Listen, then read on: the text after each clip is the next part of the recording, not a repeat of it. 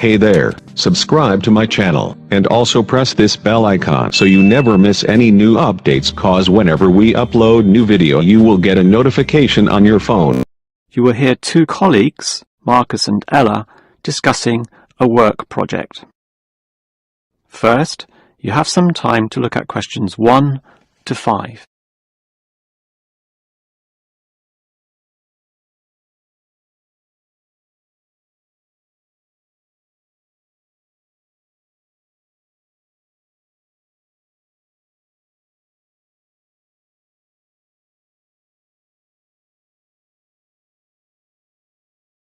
You will see that there is an example that has been done for you. On this occasion only, the conversation relating to this will be played first. Okay, Ella, as you know, the deadline for this project is the end of the month, so we'd better plan it well. Yes, I've already been thinking along those lines, and I've decided we should divide this project into 3 phases. The pre-phase, then phase 1, and then phase 2, with strict deadlines involved for each one. The woman uses the term pre-phase, so pre-phase has been written in the space. Now we shall begin. You should answer the questions as you listen, because you will not hear the recording a second time. Now listen carefully and answer questions 1 to 5. Okay, Ella, as you know, the deadline for this project is the end of the month, so we'd better plan it well. Yes, I've already been thinking along those lines, and I've decided we should divide this project into 3 phases. The pre-phase, then phase 1, and then phase 2, with strict deadlines involved for each one. Given that we have to finish this quickly, that sounds good. Tell me more. The pre-phase is the simplest. We just need to allocate a space or a place to do our planning, and this space will need to be quite big. Sure, and we have to decide on the equipment needed as well. Remember the last project when we didn't have enough projectors to present our ideas? We lost lots of time there. Yes, that was a bad start. That's why, after the pre-phase is finished, I've allocated a mere 3 days for phase 1. That will involve drawing the plans. We'll need Jenna to help us. And Marco. Yes, but not Susan. Susan is just far too busy to participate, as much as I'd like her in the team. Let's just take Fred instead. He'll do. Sure, Fred's not as experienced as Greg, but I agree he'll do fine for this job. Then it's straight into phase 2. Collecting, collating, analysing and preparing the final report. Can we do that in 5 days? I think that's optimistic, which is why I scheduled 6. That's almost a week. Do we have that much time? We do, and with the right people, 6 days should see the job done. Who are the people for this phase? Arthur and Rob, right? No, Arthur's got other things to do, and Rob's on leave, so Mike alone will be the main man on this part. He's done it before, so it should be fine. But he may need some help with the smaller tasks. Someone who is good with detail and procedures. Peter's not free at the moment, so I can arrange Leo to chip in some time and advice. Leo's very useful, particularly under pressure. And that's everything sorted. Well done, Ella. This report should certainly be ready in time. Before you hear the rest of the conversation, you have some time to look at questions 6 to 10.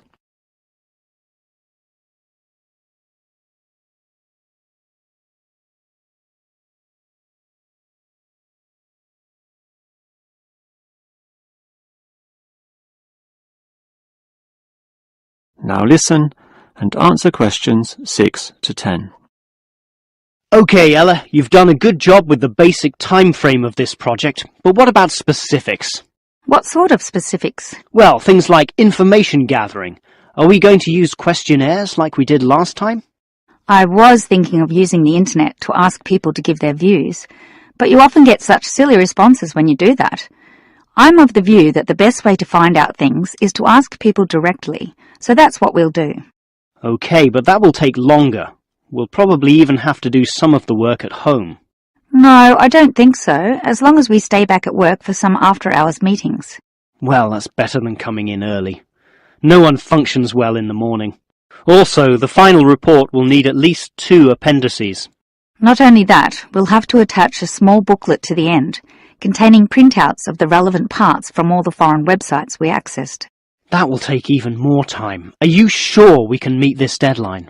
Yep, I've worked it all out and I'm confident we can do it. Phase 1 should be finished by the 5th, leaving Phase 2 to begin about the 8th or 9th. Now, there's a public holiday on the 10th, meaning that everything should be able to be submitted on the 15th. And after that, we can relax and celebrate on the 25th when the design division gives us approval to go ahead. Ha! You're assuming that the design division will approve this, and that's not guaranteed at all. Oh, come on, Marcus, be positive. You know this should be approved. In fact, I'm even planning the celebration when this is all over. Oh yeah? What's on the agenda then? Well, we definitely don't want to party in the office, do we? We want to get away from this place, and we're all too busy with our own lives and families to find a mutual time free for a dinner party. So I thought we'd just buy some nice expensive gifts for everyone who participated. We can just give these to the people here in the office. That sounds fine to me, but make sure they're not too expensive. The budget department will never approve the cost. Don't worry, I know how much I can get away with. All right, I'll leave that with you. That is the end of section 1. You now have half a minute to check your answers.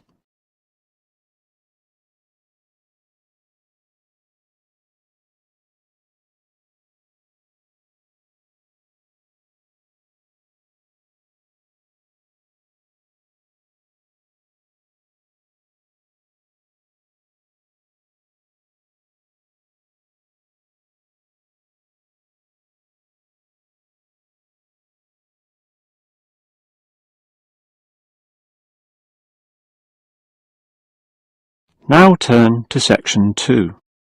Section 2. You will hear a maintenance worker talking to a university officer about some recent storm damage to the main building. First, you have some time to look at questions 11 to 15.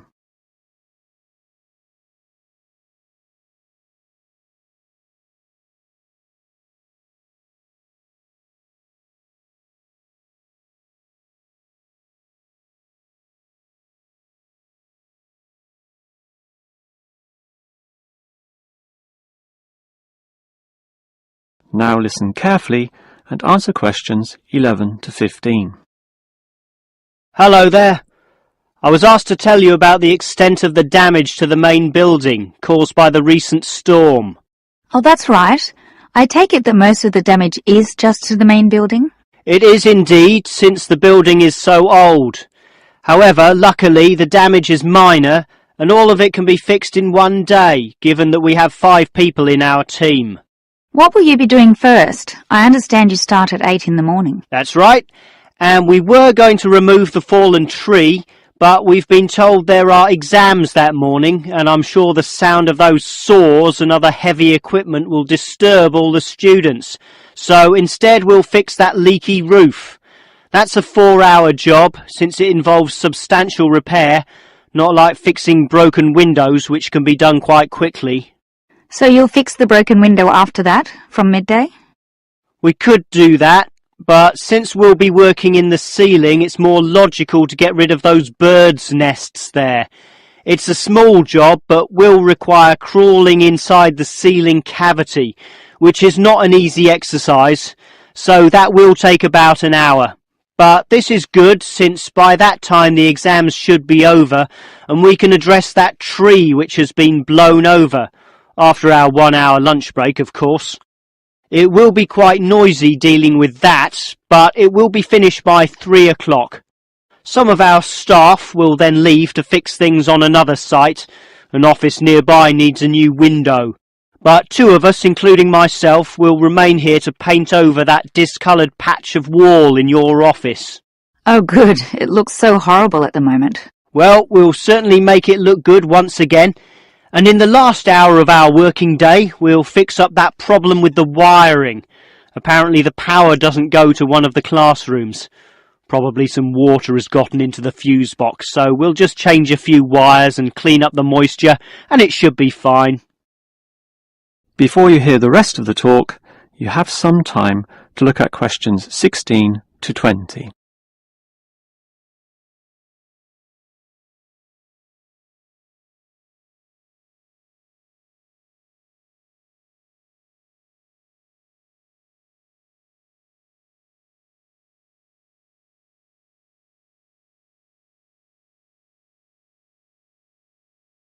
Now listen and answer questions 16 to 20. I certainly appreciate all the effort you and your team are taking to fix things here, but I do have one request. And what is that? You said you're going to paint the back wall in my office. Will it be the same colour as before? Yes, we'll make it a nice white colour. Well, that's the point. I'd prefer it to be yellow to match the furniture. The furniture is orange, actually, but I think yellow's a nice match. Can you do that? We can certainly do that. Yellow it is. Certainly a prettier colour than just plain white, or the blue in my kitchen at home for that matter. And we can leave the paint can with you in case you need to do some touch-ups or if the stain reappears. I'll just leave it in the garden shed, the one next to the main classroom. And incidentally, about those birds in the ceiling, I was just investigating and I heard the chirping of little baby birds in there, so there must be some young ones in a nest. I just thought you'd like to know that we can give them to a wildlife reserve. There's one in the next suburb, so that should not be too much trouble. Or you could give them to one of our teachers. I have a colleague who can raise them. I would say the wildlife reserve is a better option, since the people there are used to dealing with animals. And as for that fallen tree, we'll cut it up into small pieces, and that can be firewood in my house, so that won't be wasted either, although the smoke will cause some pollution. But I have a special licence for my fireplace, so no one can object to that.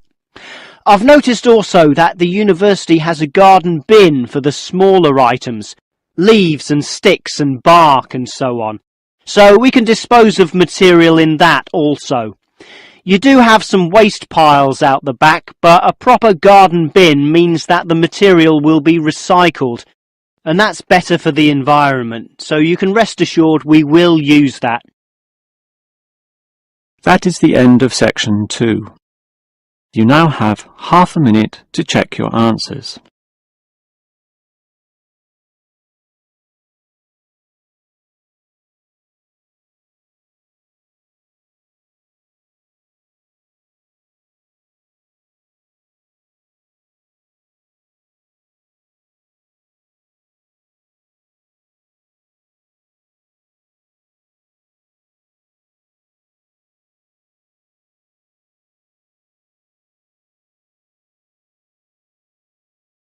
Now turn to section 3.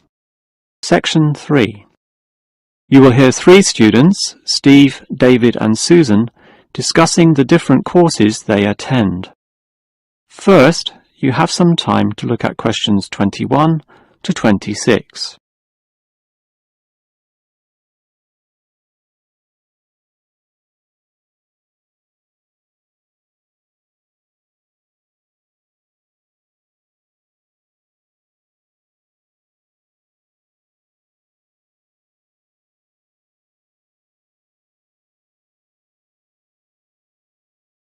Now listen carefully and answer questions 21 to 26. Well, gentlemen, we've almost finished our second semester at this university. What do you think of all the courses we attend? On the whole, I'd say they're quite good, apart from social history, which I find to be a little too inexact.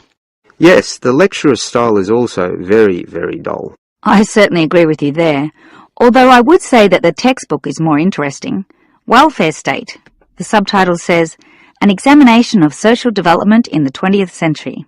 Yes, Welfare State is a good book, but look how many pages it has. 458! I agree. It's just too long to be easily read. Far too long, although it's certainly well written in parts. Yes, and if you compare it to the textbook for cultural studies, what's it called? Inner Views, I think. No, that's the book for media studies, and we finished that subject last semester. The book you're thinking of is In Perspective. Oh, sorry, you're right. In Perspective. And the subtitle says, A Comparison of Social Groups. Somewhat interesting, wouldn't you say? Well, mildly so, as is the subject, dealing as it does with such a wide variety of issues. But the book itself certainly oversimplifies a very complex subject. I agree. I also got annoyed at its constant oversimplification. Life is more complicated than what it suggests. Yes, but what you call oversimplifying may well be considered clarifying. Look at this other textbook, Government in Action. Some may say that it also oversimplifies, but it must do so in order to present a coherent picture of an equally complex subject. Government in Action. Which subject? It's the textbook for political theory. Oh, I hate politics. That's why I don't like the active leadership subject either. And most of the stuff in that political theory textbook is based on the American system. You see, it's written by Americans, so it's not even relevant to us here. I'd agree with you there. It's not relevant to us at all, since our government uses the Westminster system. Yes, I suppose that is a problem. Before you hear the rest of the conversation, you have some time to look at questions 27 to 30.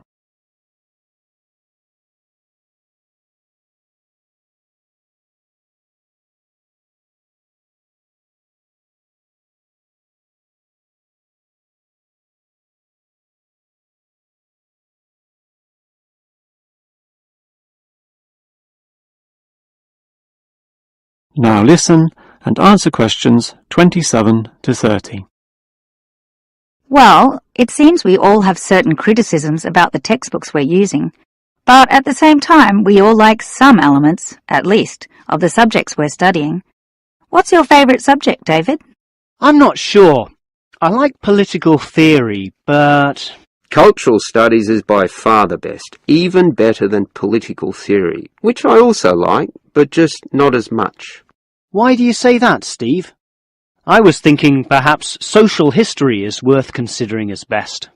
Social history is good, but I made my choice because the subject is relevant to this modern society. But so is social history, and I like the historical element, which the other subjects lack. Even political theory examines history only briefly, and in a very narrow way, so I'd say social history is the most rewarding for me. What about you, Susan? I think social history is certainly very good, but political theory is, in fact, the best, since basically every human system boils down to politics. So, despite a certain irrelevancy in the details, the basic message remains as relevant as ever. Oh, Susan, you can't be serious. Let's ask Olive again. She's over there. Olive! Which subject do you think is the best?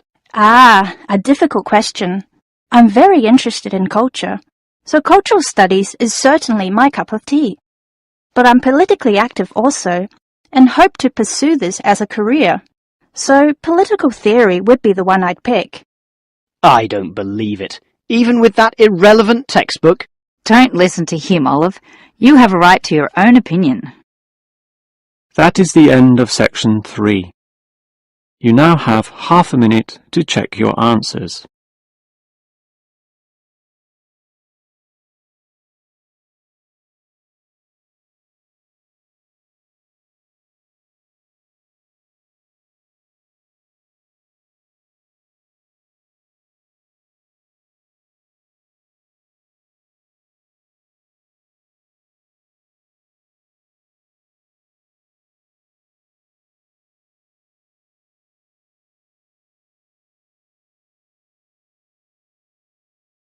Now turn to section 4.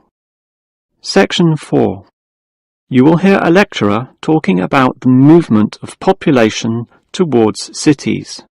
First, you have some time to look at questions 31 to 35.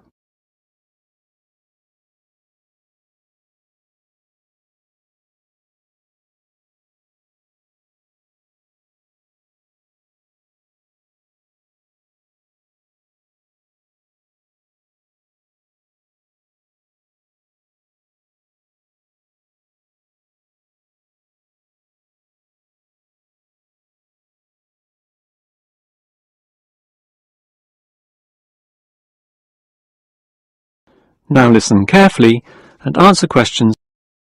If you consider the farms of old, the type your father or grandfather grew up on, they were small and labour-intensive, requiring lots of workers. In addition, they often had a diversity of products, be that animal or vegetable, say cows and sheep, or oranges and lemons with some peaches and a few chickens on the side for the production of eggs. The many workers involved raised their families who needed products and support services, such as medical clinics and schools, so the small country towns had mercantile activity, storefronts and community participation with all ages present and a distinct town culture. And how it has changed. Travel to any small country town in virtually any developed country, and you will often see that these places are now somewhat forlorn and deserted, lacking life and vigour. Many of the residents have long since moved towards the big cities, so the country areas have become depopulated and their downtowns empty. This phenomenon is so predictable and widespread that it even has a name, rural flight or rural exodus, and it has produced some fairly predictable problems. As for the causes of rural exodus, the most obvious is the industrialization of agriculture. This comes in two aspects, one of them being monocultural farming practices. What this means is that it is now more efficient to have one product and focus on its needs almost exclusively. So, for example, animal husbandry will usually involve a single type of animal, say pigs, but with huge factory farming techniques, or, in other words, the second aspect, economies of scale. This means instead of 200 pigs, there'll be 2,000, tightly fitted into small pens or cages, with high-density waste disposal and automatic feeding systems. Yet, despite this huge size, it can all be controlled by just a dozen farm workers pushing the right button. You might not like it, but in a competitive market, the cheaper the overheads, the better, and one can't argue with market economics. It's simply the way of the modern world, and it has changed the face of rural districts, mostly for the worst. Before you hear the rest of the lecture, you have some time to look at questions 36 to 40.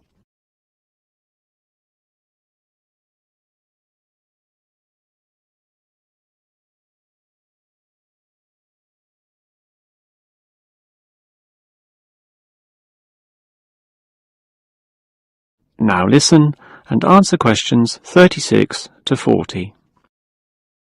We can talk at length about the problem of rural exodus, but what about solutions? Well, there is certainly some cause for hope, since many are now feeling the negatives of increasing urbanization, negatives which the countryside generally does not have. Thus, tourism, for example, is certainly one avenue of revenue and revitalization. The most important consideration here is that the local residents themselves participate in developing such initiatives and deciding what happens, since outsiders, be they state government or city-based planners, do not fully understand the local settings, the possibilities which may be on offer, or the town culture, since even small rural areas can be highly distinctive from neighbouring ones. For example, the Daylesford area has developed a tourist industry based on the natural springs there, putting forward the angle that this water is relaxing and revitalising for the health. There has been the development of spas, saunas and small-scale accommodation within its picturesque hillsides. And another solution is to utilise the predominant local product. This takes advantage of the fact that many city people are developing a dislike for factory-produced and packaged foodstuffs. They are becoming interested in products that can be sold directly to them at a cheaper price, while preserving all the freshness from the tree or animal. It is important here that the country area is not only characterised by a specific product, but markets this idea well. For example, many areas of country Victoria have developed widespread grape growing and winemaking facilities and encourage wine tasting tourism, now a thriving industry with an international patronage. Similarly, Harcourt is famous for apples, Shepparton for mature cheeses, and Mildura for its citrus products. Such strategies, done well, give hope that rural areas can revitalise somewhat and once again be lively and interesting places to live in. That is the end of section 4. You now have half a minute to check your answers.